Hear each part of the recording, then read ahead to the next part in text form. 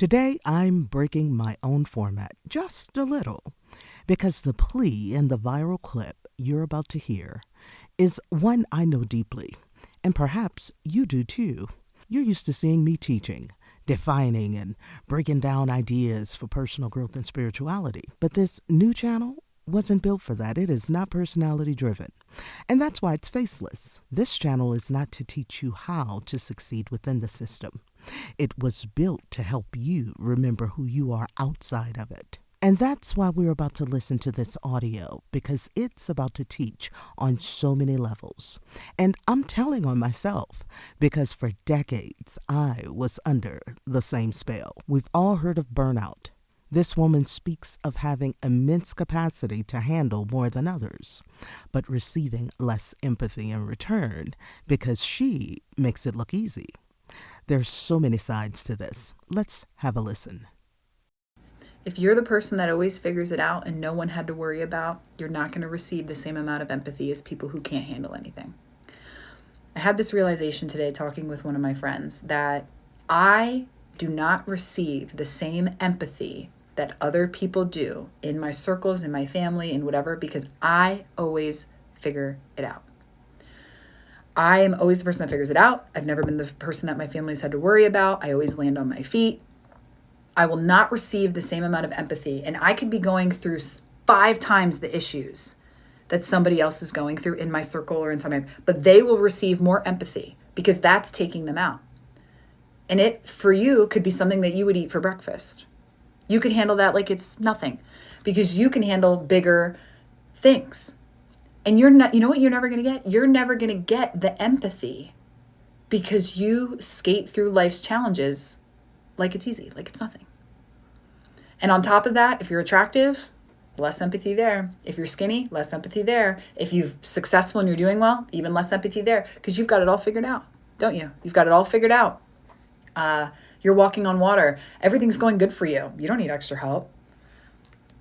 Isn't that funny how we receive less empathy simply because we navigate life well? Why is it that people have to crash out, have a mental breakdown, have a whatever, for someone to reach out and go, wow, you're struggling?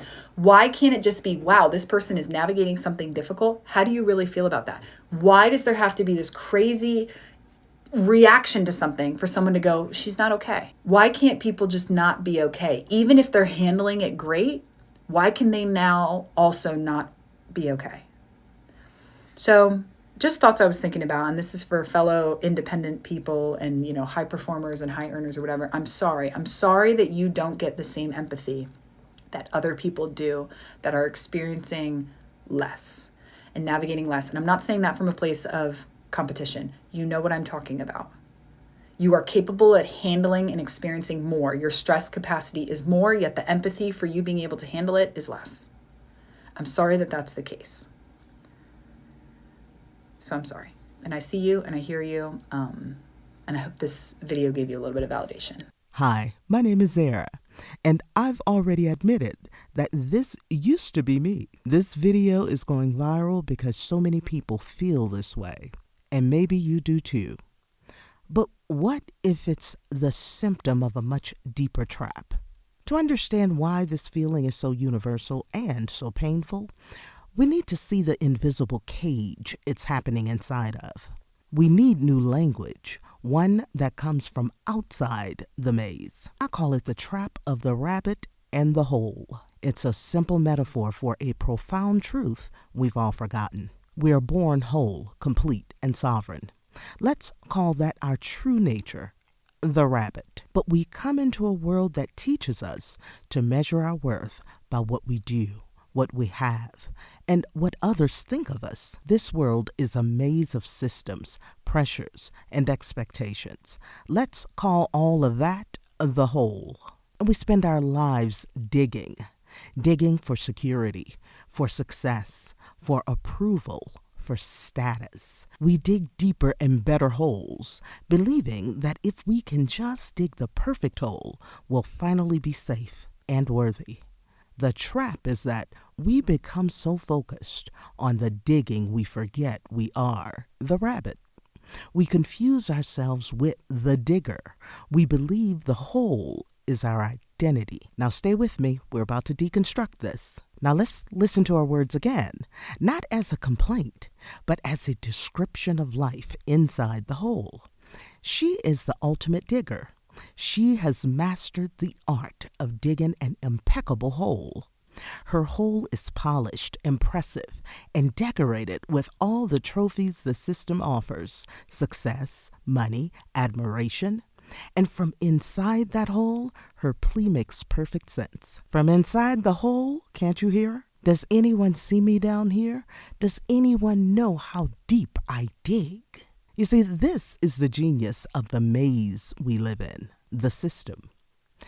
It never argues with the rabbit. It just designs more compelling holes. Her frustration isn't the problem. It's the symptom. The symptom of a rabbit that has forgotten that it is the rabbit, not the hole. She says she always lands on her feet. At first, it sounds like resilience, but that isn't resilience. It's conditioning. The system calls it high capacity, but is it a trauma response dressed up as strength? Is she always landing, or is she training herself for something else? And then she says she skates through challenges like it's nothing, but that nothing is a giveaway. It makes me wonder if that's truly mastery or dissociation. She's numbed herself to the weight she carries. She's mistaken the absence of feeling for the presence of power. Numb does not equal power. And then comes the ache underneath it all. I get no empathy, but look at who she's asking it from. She's begging the system for something it does not and cannot give. Empathy is not a currency the system trades in. It runs on output, performance, transaction. It's like begging a vending machine for a hug. And the most telling line, I could eat their struggles for breakfast. That does not signal strength. That's the sign of fragmentation. Now listen, she split herself in two parts: the capable performer she parades and the exhausted human she hides. She's even turned that split into a weapon, measuring others by the same ruler that's crushing her. She has become both the victim and the enforcer, championing the very hierarchy that keeps her trapped.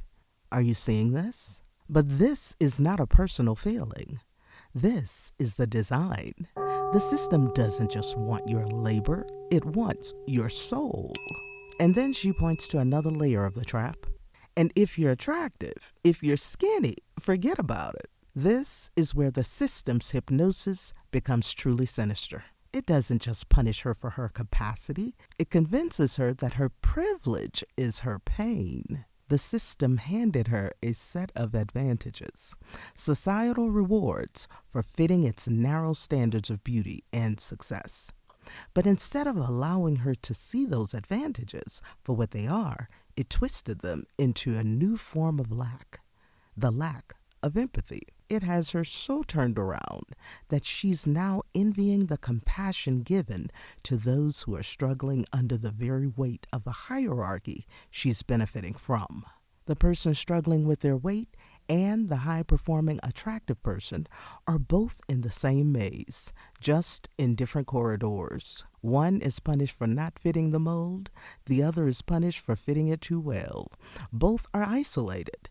Both are begging for something the system is designed to withhold. Her pain is real, but its source is not that she's too attractive or too capable.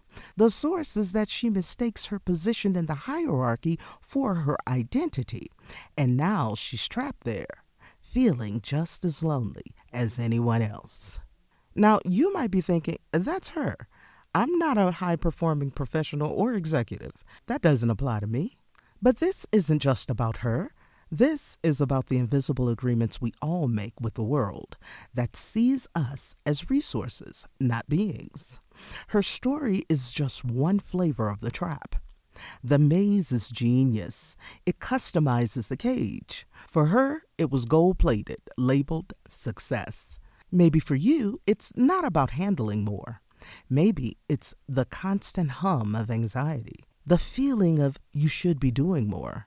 that you're falling behind even when you're exhausted. Maybe it's the people pleasing, the way you edit yourself to be palatable to avoid conflict, or trading your truth for a false sense of belonging. Maybe it's the quiet resentment of playing a role, the good parent, the reliable friend, or the spiritual seeker, following the script so perfectly you forget you were the one who wrote it. Or maybe it's the opposite. Maybe you've checked out completely. The cynicism, the scrolling, the numbness, believing nothing matters because deep down you feel the game is rigged and you'd just rather not play than risk losing again. Hey, listen, I've dropped out of life a few times. I feel you. Here's my point. These are not personal failures. These are symptoms. These are the ways a soul protests when it lives by rules that were never meant for it. The lock on every cage is the same. The quiet, relentless belief that your worth is something to be proven, when the only thing it proves is how far you've moved from your origin. All right, we've laid a foundation, but there's a way out. Now let's talk about how we fragment ourselves and what creates the fragmentation. Because it doesn't happen by accident.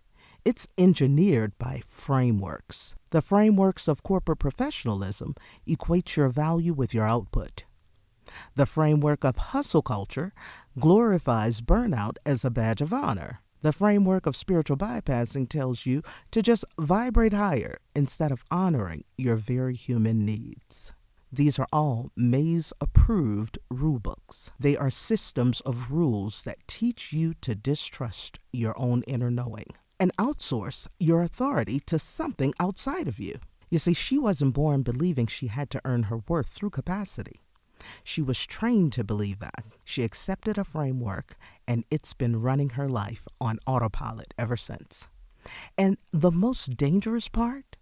You can trade one framework for another, leave corporate hustle for spiritual hustle, and never actually get free. It's a maze. You're just swapping out one rule book for another, still inside the maze. So the real question isn't, how do I become a better player within the framework? The real question is, how do I recognize the framework itself and choose to step outside of it? Or at least learn to play within it from your true source? Let's look at some solutions, because if the answer isn't trying harder in the game, what is it? What if the way out isn't forward, but inward? The answer isn't for her to get more empathy from others. The answer is for her to stop asking the system for currency it doesn't have. The answer is to stop digging, to remember you are the rabbit. If you're ready to take a deep dive in understanding your origin, I've created Remembering Your Sovereignty. Learn more in the description box below. Sovereignty is realizing your worth is not negotiable. It's not on the table. You don't have to earn it by handling more. You can, from a place of deep knowing, simply put the load down. Because there are some things that are innate and natural from your origin, like wholeness. And wholeness includes your need for rest. It includes your fragility. You don't have to exile parts of yourself to be valuable. In fact, that's the opposite of value. This is what it means to interact with the maze without being identified with it. You can use its tools without worshiping them. And you can play its games without believing the score defines you. And when you do that, something magical happens. Your judgment of everyone else just melts away. How can you judge somebody for being stuck in their hole when you remember what it felt like when you were down in yours? When you know the rabbit in them is just as whole and sovereign as the rabbit in you. Recognizing that you are the rabbit, you are the awareness, makes all the difference. You don't get lost with identifying with the whole or anything in it. You stop asking the maze to be fair, and you stop demanding empathy from other diggers. You become the source of your own validation. That is what happens when you recognize your sovereignty rather than being identified with the maze. Because that feeling of exhaustion, of anxiety, of performance, it isn't your failure. It's your remembering. It's the sound of the rabbit, your sovereign whole self, trying to remind you that you were never meant to live down there. Now let's be clear. Your sovereignty never left you. It can't. It's what you are. It is not an experience you have. It is the awareness you are prior to all experiences. This shift isn't about having a conscious experience of sovereignty. The shift is the recognition that you are the sovereign awareness in which all conscious experience appears. You don't depart from it. You mistakenly identify with the content of your experience, the thoughts, the feelings, the role of a capable one, and forget what you truly are. You turn away from the knowing of your own awareness and instead turn toward the world, asking it to show you who you are and what you are. You hold up a mirror made of systems, of money, of status, likes, and opinions, and you ask the reflection to show you your worth. This is how the maze becomes so loud, not because it has real power, but because we gave it our attention by believing its reflection was us. We collectively agreed to outsource our reverence from our own awareness to the structures outside of us. Oh, but that origin, that deep, quiet knowing that you are whole, it hasn't gone anywhere. It's just been covered in noise. And the journey back is not about adding another thing to your life. It's about remembering. It's the gentle, fierce act of turning down the world's volume and listening for a hum that's been there all along. So if you're ready to dissolve the noise and remember the hum, remembering your sovereignty, this isn't about becoming more capable. It's about remembering you were always whole. This book is an invitation back to remembering. It's about returning to something ancient and true. You'll find a link in the description box below. This is Remembering with Zara.